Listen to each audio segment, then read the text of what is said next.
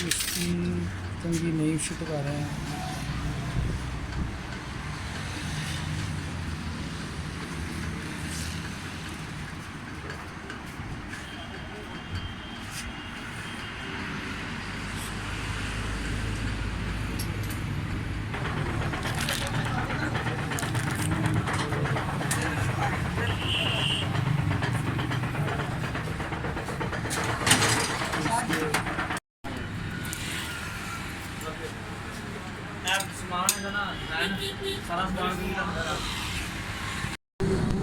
ये पुरानी कंगी है इसकी, तो ये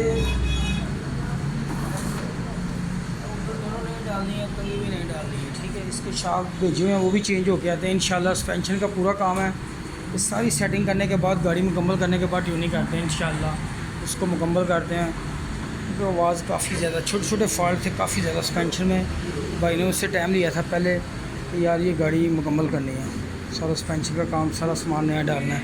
ले आओ यार फिटिंग करें। मुकम्मल टैबलेट करने लगा, ये देखें आप, इसके टैबलेट भी लूज है, काफ़ी लूज़ है टैबलेट लूज़ होंगे, आपकी गाड़ी की फ्यूल एवरेज बेहतर नहीं होनी। प्लग भी चेंज करेंगे। थ्रॉटल बॉडी बहुत ज़्यादा गंदी है, पूरी सस्पेंशन इसकी मैंने शाफ्ट, एक्सल, चुमटे, बोलजेंट, ये छोटे सारा काम था, स्टीयरिंग सब कुछ नया डाल दिया।